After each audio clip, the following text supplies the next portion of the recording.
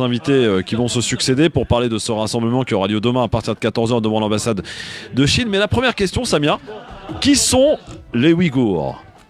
Alors, on va commencer tout simplement par parler d'abord de la région concernée.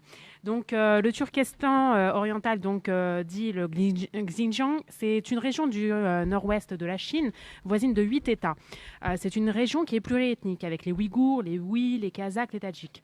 Les musulmans représentent 58% de la population et les turcophones 53%. C'est une des 5 régions autonomes de la Chine. Et cette région, elle a été administrée par la Chine à 3 reprises, mon cher Christophe. Oui. Au IIe siècle avant Jésus-Christ, pour contrôler tout simplement la route de la soie. Et puis, au 7e siècle après Jésus-Christ, encore une fois, pour le contrôle du riche commerce vers la route de la soie.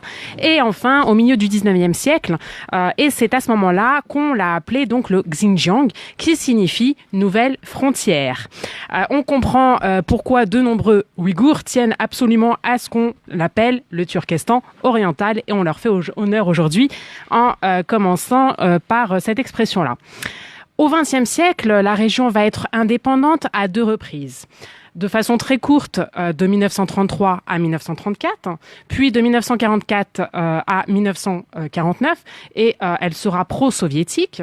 Et puis en 1949, donc la République populaire de Chine est proclamée avec donc notre célèbre Mao Tse-tung. Cette région est devenue donc tristement célèbre suite à la persécution donc d'une ethnie de la région, les Ouïghours. En 2014, Xi Jinping lance une véritable guerre contre le terrorisme suite à des attentats, dont une attaque au couteau dans une gare. Donc il y a une persécution longue et progressive à l'encontre des Ouïghours qui va être menée et qui est médiatisée en ce moment même. Des disparitions se multiplient et en 2017, la Chine confisque même les passeports aux Ouïghours. Ils sont alors, pour des raisons très diverses, arrêtés et incarcérés dans ce que la Chine appelle des camps de rééducation. De rééducation, hein. De Vous avez bien entendu, hein. rééducation. Rééducation.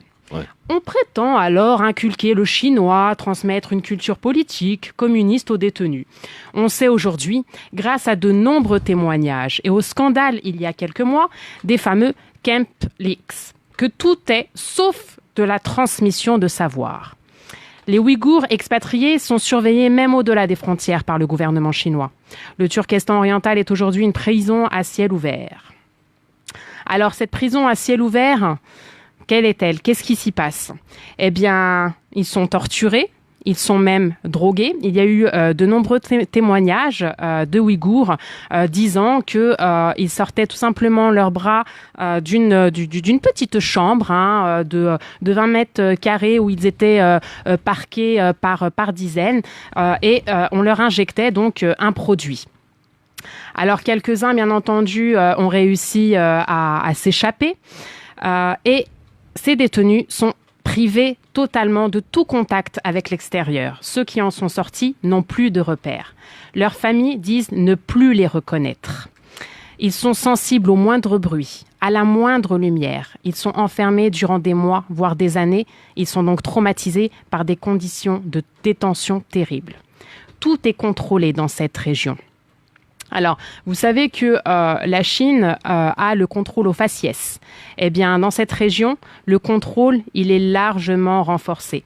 Les téléphones portables sont contrôlés et à la moindre petite erreur de la part de Ouïghours, si vous avez par exemple un petit verset de Coran ou alors une photo d'une femme voilée, eh bien, vous pouvez être incarcéré dans ces fameux camps. Les mosquées sont surveillées. Alors face à cette situation tragique, le silence quant à lui de la communauté internationale reste timide, voire assourdissant face à une Chine qui n'en démord pas et qui, après avoir nié, aujourd'hui assume et tente de démontrer les prouesses pseudo-éducatives de ces camps de la honte. Loin d'être une problématique uniquement liée à la religion et à la culture, les intérêts, on le sait, sont au-delà. C'est une région qui est très riche en hydrocarbures et dont la situation géographique également, puisqu'elle est frontalière, je l'ai dit tout à l'heure, de 8 États. Elle ne peut échapper donc à la tentation du gouvernement chinois d'être sous contrôle total, quel qu'en soit le prix. Le prix aujourd'hui est élevé. Des millions de Ouïghours sont enfermés. Des générations sont sacrifiées. Une ethnie à qui on refuse tout simplement le droit d'exister, mon cher Christophe.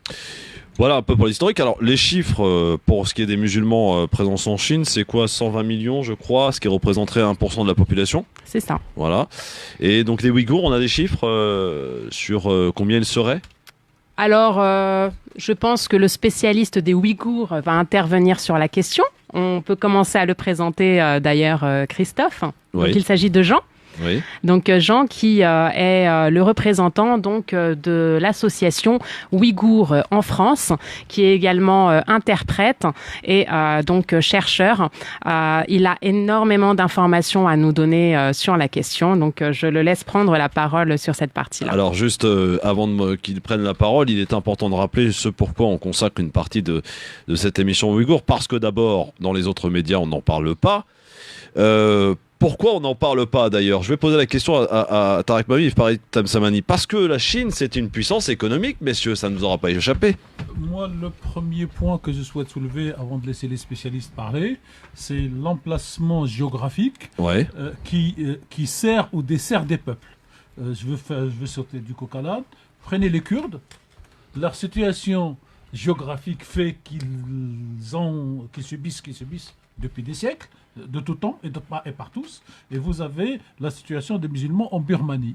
Et donc, quand vous vous retrouvez voire les Palestiniens, pour faire simple, quand vous vous retrouvez dans des endroits géographiques et qu'en plus, le bon Dieu vous met du gaz et du pétrole sous les pieds, si vous n'avez pas déjà ce qu'on peut appeler l'idée de l'État qui vient comme chez les Perses ou chez des pays ou chez d'autres pays, ben vous êtes la proie de ceux qui sont plus forts à côté de vous. Et je laisserai les spécialistes compléter, sauf si Farid voulait dire. Farid, les Ouïghours, on n'en parle pas. Alors, on n'en parle malheureusement pas assez. Ça vient d'être dit, en fait, je crois que c'est la région la plus fertile, on va dire, en termes d'hydrocarbures et de minerais de la Chine, dont la Chine en fait a énormément besoin pour pouvoir continuer à survivre. Ce qu'il faut savoir, c'est que là, on parle de la Chine communiste, mais en réalité, les Ouïghours ont toujours été persécutés dans la région. C'est comme les Kurdes. Exactement, c'est pas nouveau. Pour Pour moi, malheureusement, elle est quand même un peu différente de l'histoire de la Birmanie et des musulmans en Birmanie. C'est un peu différent, puisque, je ne veux pas rentrer dans le détail ici, mais effectivement, depuis des siècles et des siècles, les Ouïghours ont toujours été persécutés. Alors, il est très compliqué de s'attaquer à la première puissance économique mondiale. Ouais. Il faut être Faut honnête, être honnête, voilà. en réalité. Pourquoi? Parce que à part les États-Unis d'Amérique, très peu de pays ont des leviers sur les Chinois, pas même la France. Un peu l'Europe, mais l'Europe, en fait, en réalité, ça n'est pas un pays, donc du coup, les moyens sont plutôt faibles. Mais effectivement, je pense qu'il faut maintenir la pression. J'ai malheureusement pas beaucoup d'espoir, mais tant qu'il y a de l'espoir, en fait, il faut quand même actionner. Et puis, je vais peut-être laisser la parole aux véritables spécialistes et organisateurs. Moi, je poserais peut-être la question, Christophe. Qu'est-ce qui a fait qu'en 1949, cette région qui était plus ou moins autonome ou indépendante se trouve dans le cercle géographique de la Chine? Parce que c'est peut-être là l'élément déclencheur de la chose. Alors, qui veut répondre à cette question d'ailleurs de Tarek Mami? Première question sur les Ouïghours, en rappelant, évidemment, c'est important, demain, 14h, devant l'ambassade de Chine pour un grand rassemblement, parce que ça passe aussi par là, la dénonciation, la mobilisation aussi. C'est important qu'on soit beaucoup pour dénoncer ce qui se passe là-bas, pour expliquer. On a aussi ce devoir, et on se sert de la radio aujourd'hui de France Maghreb 2 et du Grand Forum pour le faire, pour tenter d'expliquer, de sensibiliser aussi nos auditrices, auditeurs qui... on peut pas leur reprocher, mis à part sur les réseaux sociaux, on voit quelques messages sur les Ouïghours. Le reste, ils n'entendent pas, ils ne le regardent pas parce qu'on n'en parle nulle part. Donc, c'est l'occasion ou jamais d'en parler. Samia l'a très bien présenté, en tout cas, la situation des Ouïghours. Maintenant, la réalité concrète de ce qui s'y passe là-bas, elle est terrible. Hein. Alors, est-ce que Jean peut-être peut prendre la parole? Oui, Bonsoir et bienvenue d'abord. Merci beaucoup. Et... Je rappelle que vous êtes vous le représentant des Ouïghours de France. Allez-y, c'est bon. C'est ça. Bon. Bonsoir Jean et bienvenue. Merci infiniment et merci de prêter vos ondes à la diaspora ouïghour qui essaye tant bien que mal de représenter les intérêts d'un peuple qui est opprimé aujourd'hui comme il a été par le passé, comme vous avez eu la gentillesse de le rappeler. Tout d'abord, je vais répondre à une question très concrète, le nombre de Ouïghours. Alors, oui. C'est évidemment quelque chose d'un petit peu difficile à dire parce que les statistiques ne sont pas véritablement fiables. Il y a d'après les statistiques les plus conservatrices, environ 12 millions de Ouïghours au Turkestan oriental. Il y en aurait environ 1 million dans le Turkestan occidental, c'est-à-dire les pays de l'ex-Union soviétique, les pays turcophones de l'ex-Union soviétique, de l'autre côté de la frontière du Turkestan oriental, donc Ouzbékistan, Kazakhstan, Kyrgyzstan, etc. Et puis il y a la diaspora, surtout en Arabie Saoudite, en Turquie, en Australie, en Europe et aux États-Unis et au Canada. Donc, si je peux me permettre, Mais je vous en prie. il y a plus de Ouïghours en Chine que tous les Moyen-Orient du Golfe quand on enlève l'Arabie Saoudite. Oui, c'est ça. Et les Ouïghours représentaient la majorité de la population du Turkestan oriental en 1949, lors de l'annexion par la Chine populaire de ce Turkestan oriental qui est devenu un peu plus tard, en 1955, la région dite autonome ouïghour du Xinjiang. Il y avait à l'époque une population d'environ 3 millions d'habitants. Les Ouïghours représentaient grosso modo 75 à 80%, les autres étant surtout des minorités musulmanes, dont les Khouïs, les Kazakhs, les Tatars, etc., et quelques Chinois. La population totale du Turkestan oriental est actuellement d'environ 22-23 millions d'habitants, sans compter 2 éléments. Ces 2 éléments sont tout d'abord l'armée chinoise, dont les chiffres évidemment sont secrets, mais qui représente plusieurs millions d'hommes, puisqu'il s'agit quand même d'une frontière très importante de la République populaire de Chine. Et deuxièmement, ce que l'on appelle les corps de construction et de production, qui sont des corps formés surtout d'anciens soldats chinois, mais également de colons chinois, Pardon de vous couper, Jean, parce que j'ai les impératifs pub. Et on va continuer en tout cas d'évoquer évidemment, et c'est très intéressant d'un point de vue historique, les Ouïghours, et ce pourquoi aussi, c'est là aussi votre présence, pourquoi demain il faut se mobiliser, être présent devant l'ambassade de Chine à Paris. Et si les auditeurs, auditrices souhaitent justement poser des questions, c'est l'occasion ou jamais, on a les experts, ils sont là sur France Maghreb 2 dans le grand forum. À tout de suite. France Maghreb 2.